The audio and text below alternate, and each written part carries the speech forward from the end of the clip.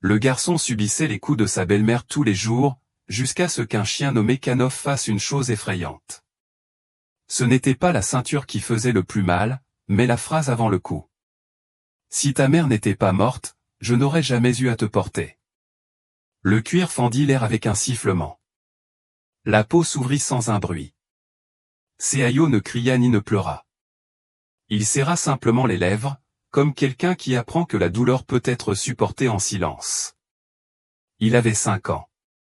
5. Et je savais déjà qu'il y avait des mères qui n'aiment pas, et des foyers où l'on apprend à ne pas respirer trop fort. Cet après-midi-là, dans l'écurie, tandis que la vieille jument frappait le sol du sabot, une ombre canine observait tout depuis le portail. Des yeux sombres et vigilants, des yeux qui avaient connu des guerres et étaient prêts pour une autre. Le vent des montagnes soufflait, sifflant le temps sec du matin dans le corral. Le sol était dur, craquelé comme les lèvres du garçon qui traînait un seau d'eau presque vide. Seayo marchait comme un vieil homme. Il avait appris à marcher sans faire de bruit. Il ne respirait que lorsque personne ne le regardait. Lorsqu'il arriva à l'abreuvoir, une jument l'observait en silence. Elle s'appelait Estrella, sa robe était tachetée, ses yeux baignés d'une légère brume. Elle ne hennit pas, ne se cabra pas, elle se contenta d'observer. « Ne t'inquiète pas, » murmura Seayo en lui caressant le dos. « Si tu ne parles pas, je ne parlerai pas non plus. » Un cri déchira l'air comme un éclair. Encore en retard, petite bête. Vera apparut à la porte de l'écurie, un fouet à la main. Elle était vêtue de linge propre et repassé, une fleur dans les cheveux. De loin, elle avait l'air d'une femme respectable. De près, elle sentait le vinaigre et la colère contenue. Seayo laissa tomber le seau. La terre aspirait l'eau comme une bouche assoiffée. « Je t'avais dit que les chevaux mangeaient avant l'aube, » cracha Vera. « Ou alors ta mère ne te l'a même pas appris avant de mourir comme une femme inutile. » Seayo ne répondit pas et baissa la tête. Le premier coup le transperça comme une lame de glace. Le second fut plus profond. Star a frappé le sol avec son sabot. « Regarde-moi quand je te parle. » Mais il a juste fermé les yeux. « Tu n'es le fils de personne. C'est ce que tu es. Tu devrais dormir dans l'étable avec les ânes. » Bruna regardait par la fenêtre de la maison. Elle avait 7 ans, un nœud rose dans les cheveux et une nouvelle poupée dans les bras. Sa mère l'adorait. Seayo, lui, était traité comme une tâche qui ne partait pas, même avec du savon. Cette nuit-là, tandis que le village était plongé dans les prières et le doux tintement des cloches, Caius resta allongé sur la paille. Il ne pleurait pas, il ne savait pas comment. Estrella s'approcha de la clôture, pressant son museau contre le bois pourri qui la séparait. « Tu comprends, n'est-ce pas ?» dit-il. « Tu sais ce que c'est quand personne ne veut te voir ?» La jument cligna lentement des yeux, comme pour dire oui. Une semaine plus tard, une flotte de pick-up sillonnait la route poussiéreuse du ranch. Ils arboraient des logos gouvernementaux, des gilets fluorescents, des caméras autour du cou, et parmi eux, marchant lentement, se trouvait un chien grisonnant au museau fatigué et aux yeux qui en avaient vu plus qu'un humain ne pouvait en voir. Il s'appelait Canoff. Luciana, la femme qui l'accompagnait, était grande. Brune, avec un accent du sud. Elle portait des bottes de cuir usé et une mallette pleine de papier. « Inspection de routine », dit-il avec un sourire bienveillant. « Nous avons reçu un signalement anonyme. » Vera feignit la surprise, ouvrant ses bras comme si elle offrait toute la maison. « Nous n'avons rien à cacher ici, mademoiselle. Il y a des gens dans ce village qui aiment inventer des histoires. » Canoff ne s'intéressa ni aux chevaux ni aux chèvres. Il se dirigea droit vers l'enclos, où Seayo était en train de nettoyer les excréments. Le garçon s'arrêta, et le chien aussi. Il n'y eut ni aboiement ni frayeur, juste ce long silence où deux âmes brisées se reconnaissent.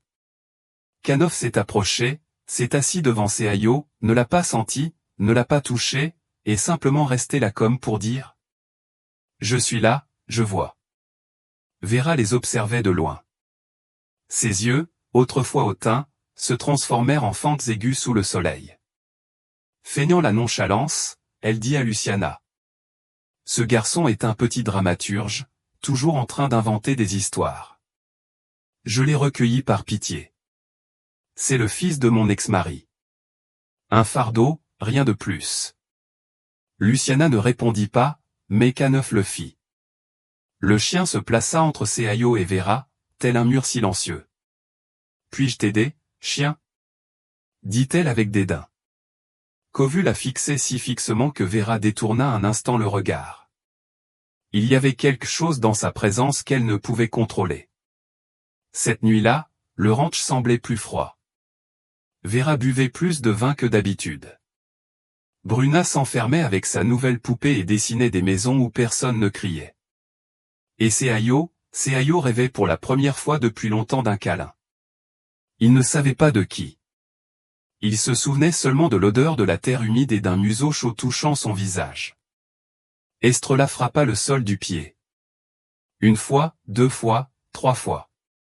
Le garçon ouvrit les yeux et, dans l'ombre, il crut apercevoir K9 assis devant le corral, observant, attendant, comme s'il savait que la nuit ne durerait pas éternellement. Le lendemain matin, le brouillard recouvrait le sol comme un manteau. À l'entrée du ranch, une camionnette blanche arborant le blason de l'agence de protection animale de Castilla Nord s'arrêta sans un bruit. Luciana descendit la première. Ses bottes étaient marquées de boue séchée.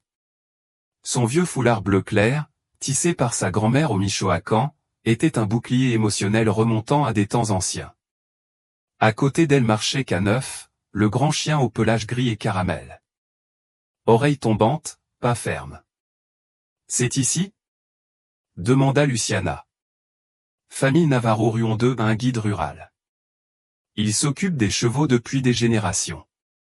K9 n'attendit pas les ordres, il renifla le vent, s'approcha de la vieille porte, s'arrêta, regarda à l'intérieur. De l'autre côté, Seayo traînait un seau d'avoine plus gros que lui. Il ne pleurait pas, mais chaque pas semblait être une excuse pour exister. Vera a quitté la maison dès qu'elle a vu la voiture. Robe impeccable, maquillage parfait. De l'aide avec les animaux? Oh, super. Tout est sous contrôle ici. K9 émit un grognement sourd. Presque personne ne l'entendit. Luciana sourit poliment. Bonjour.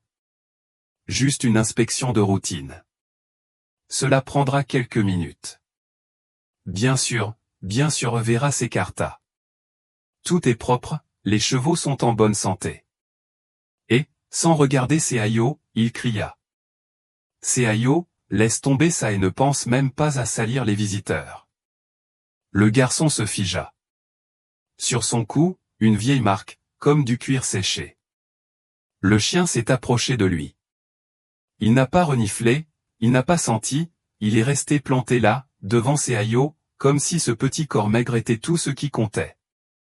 Ah, lui, dit Vera en riant. Il fait toujours le pauvre. Il pleure sans larmes, c'est du pur théâtre. Luciana regarda le chien, puis le garçon. Seayo ne bougea pas, mais ses yeux sombres brillaient, non pas de peur, mais de quelque chose de plus profond, comme s'il attendait depuis des siècles d'être vu. K9 pencha la tête, toucha la main du garçon du bout du nez, et Seayo fit alors quelque chose d'inédit. Il tendit les doigts, effleura la fourrure du chien pendant une seconde, mais ce fut suffisant. Luciana se pencha doucement. Quel est ton nom? Seayo n'a pas répondu. K9 s'assit à côté de lui, comme pour dire. Il n'a pas besoin de parler. Je parlerai pour lui. Il est timide, murmura Vera. Et il est assez maladroit, tu sais? Mais on le nourrit et on dort dans l'entrepôt.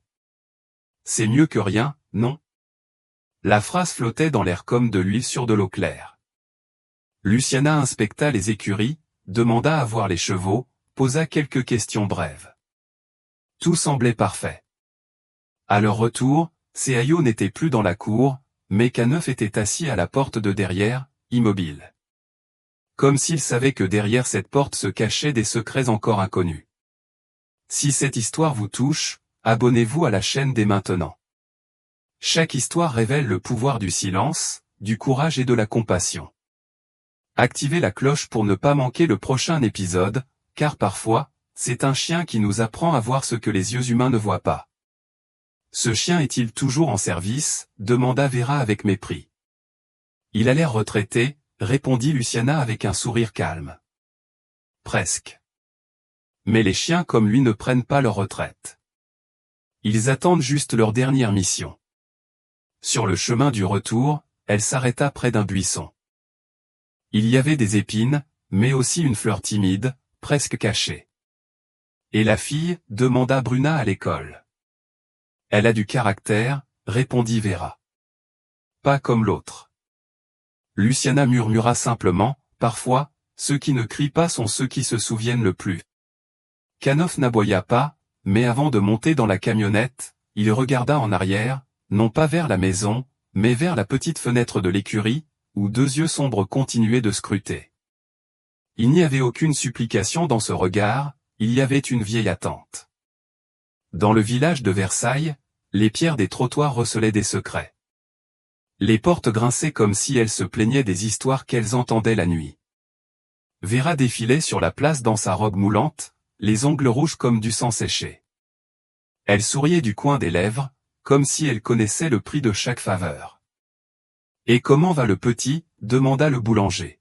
« Têtu comme une mule », répondit Vera. « Mais je sais apprivoiser les animaux difficiles. » À l'ombre du figuier, il observait son bel air. Il devait le silence à la terre de son frère et à Sarah.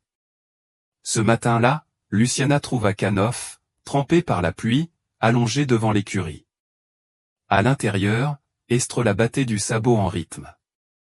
Derrière le bois, un sanglot contenu tremblait comme une feuille en hiver. Luciana ne dit rien, s'agenouilla près du chien, posa sa main sur son dos et attendit. Canoff vit, mais son corps vibrait de l'attention de quelqu'un qui en avait trop vu. Le lendemain matin, Marina, une assistante sociale, est arrivée avec son bloc-notes. Elle a interviewé Seayo pendant 15 minutes sur le porche, tandis que Bruna jouait avec une poupée de luxe. Il ne présente aucun signe de traumatisme, a-t-elle déclaré. Il est calme, mais ce n'est pas inhabituel. Il est peut-être renfermé et a des antécédents familiaux d'autisme. Son seul problème est la paresse.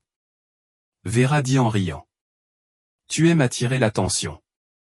Sans moi, tu serais allongé dans une ruelle. Marina l'a écrit et est partie avant que Seyeno n'atteigne le clocher. Cet après-midi-là, Cano revint, s'allongea devant la porte et ne ressortit pas. Quand Vera apparut avec un fouet, le chien grogna doucement. Il n'attaqua pas et ne recula pas. Encore une fois, tu l'as recraché dans la grange. Seayo entendit tout. Il ne se montra pas. Il appuya simplement sur le dessin caché sous le foin. Un garçon avec des marques rouges sur le dos. À côté de lui, un chien aux yeux tristes. Au fond, une femme sans visage, enveloppée d'ombre. Cette nuit-là, son beau visage reçut une lettre anonyme, « Ce que tu t'es fait aussi mal ». Il fixa le papier pendant un long moment, puis le brûla avec des mains tremblantes. Samedi, à la foire, Seayo passait avec un seau d'eau. Bruna léchait de la barbe à papa en chantant. « Maman a dit que tu n'étais pas vraiment à nous, dit-elle. Tu es venu avec les puces. » Seayo n'a pas répondu. « Pourquoi ne parles-tu pas? Tu as perdu ta langue comme les ânes. » Derrière la clôture, Can dressa les oreilles et marcha à côté du garçon à l'intérieur du corral. Cette nuit-là, Estrella frappa 3 fois à la porte. Silence. Puis, à nouveau, comme un code d'accès. Canoff répondit par un aboiement sec, s'allongea, mais ne ferma pas les yeux. Le lendemain, Luciana s'est approchée du chien et lui a demandé « Qu'est-ce que tu me montres, vieil homme ?» Peu de temps après, quelqu'un a ouvert la clôture du ranch. Personne ne savait comment. À l'aube, Canoff était allongé à côté de Seayo, qui dormait dans le foin. La patte du chien reposait sur la poitrine du garçon, comme pour s'assurer qu'il respirait encore. Vera a explosé. Maudit chien. Sors de chez moi. Seayo se réveilla. Il ne pleura pas, il posa simplement sa main sur la tête de Canoff. Il ne part pas, dit-il doucement. C'était la première fois qu'il parlait. Vera était paralysée, non par le discours, mais par le regard. Il n'y avait aucune peur. Il y avait une tristesse si ancienne qu'elle ne tenait plus dans un petit corps. Le même jour, son beau visage s'est rendu au centre communautaire et s'est arrêté devant Luciana. Je ne fais pas confiance aux gens, mais je fais confiance au chien. Et ce chien dit la vérité. Et pour la première fois, quelqu'un a écouté. Cette nuit-là, Estrella a frappé du sabot 1 fois, 2 fois, 3 fois. Le ciel était déjà d'un bleu pâle, signe annonciateur du froid. Seayo n'a pas pleuré, il a juste respiré comme quelqu'un qui ressent de la douleur à chaque respiration. Mais cette fois, il n'était pas seul. Et même si le monde était encore lent à changer, il savait déjà que quelqu'un l'écoutait. Si cette histoire vous a touché, partagez-la avec quelqu'un qui a besoin de l'entendre et abonnez-vous à la chaîne, car parfois un geste silencieux suffit à tout changer.